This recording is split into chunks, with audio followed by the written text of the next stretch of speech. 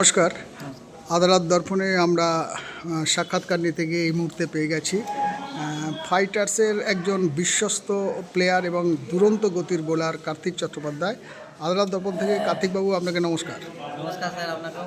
আচ্ছা, সামনে 10ই জানুয়ারি inter sub division cricket tournament 2026 এবং পঞ্চম বছরের জন্য পদার্পণ করেছে। তা এবারের খেলার প্রস্তুতি কেমন? প্রস্তুতি চলছে গোটা টিম ম্যানেজমেন্টে।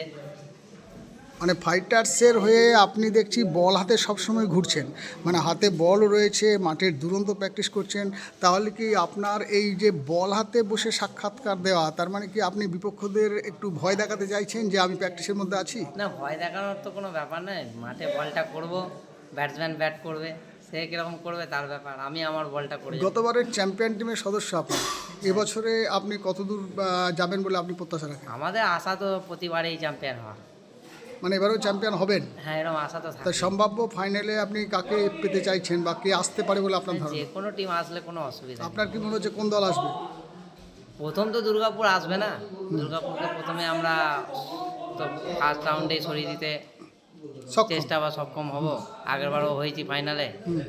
তা বাকি 7টা টিমের মধ্যে যে কোনো একটা টিম আসলে কোনো অসুবিধা হবে না। দুর্গাপুরের কৌশিক ভট্টাচার্য এই মুহূর্তে দুরন্ত ফর্মে এবং আঞ্চলিক একটা খেলায় 32 বলে সেঞ্চুরি করার মতো তার একটা অবদান রয়েছে। সেক্ষেত্রে কৌশিক ভট্টাচার্যকে ব্যাটিংয়ে দেখে, ক্রিজে দেখে আপনার কি কোথাও নার্ভাস ঠিক কাজ করবে? না, কোনো অসুবিধা হবে না। আগেরবারও ওই কৌশিক ভট্টাচার্যকেই আউট করা হয়েছিল, তাও আমি সম্ভবত করেছিলাম। তা অসুবিধা না, আমি না করে আমাদের অন্য বোলারও করতে পারবে, সেরকম টিমে বোলার আছে। এবারে ক্রিকেট টুর্নামেন্টে যে 8টা দল আছে, 8টা দলের ব্যালেন্স দল কোনটা বলে আপনার মনে হয়? এখন তো এই মুহূর্তে আমার তো যা দেখতে পাচ্ছি একলব্য ব্যালেন্স টিম, আমরা কম নেই। না, আপনারা তো নিশ্চয়ই ভালো, গতবারের চ্যাম্পিয়ন। তাহলে ফাইনালে যদি একলব্যকে পান, তাহলে কি আপনি চাইছেন একলব্যকে? খুব ভালো হবে, খেলাটা বেশ হাড্ডাহাড্ডি হবে। কিন্তু বিশ্বজিৎ মুর্মু বিহীন একলব্য আপনাদের সঙ্গে কি দাঁড়াতে পারবে?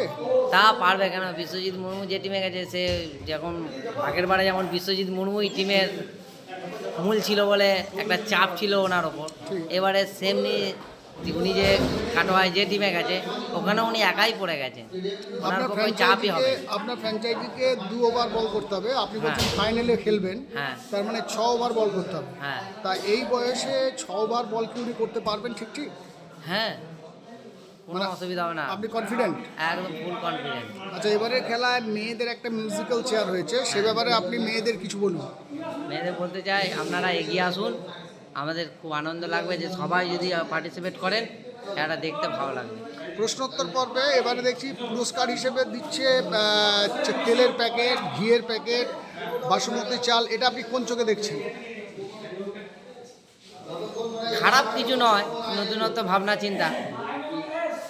তাহলে এই খেলাটা চললে আপনি খুশি হবেন? হ্যাঁ। মানে আপনাদের কোর্টে এবং কোর্ট চত্বরের বাইরে যে সমস্ত এলাকাগুলো রয়েছে, এই খেলা নিয়ে উত্তেজনা কতটা? অনেক বেশি, অনেক বেশি। ধন্যবাদ আপনাকে আমাদের আদালত দর্পণ থেকে। আপনি এবারেও চ্যাম্পিয়ন হন। আমরা যেটা দেখতে পাই, কার্তিক চট্টোপাধ্যায়ের হাতে best bowler, best wicket taker এই পুরস্কারটা গেছে।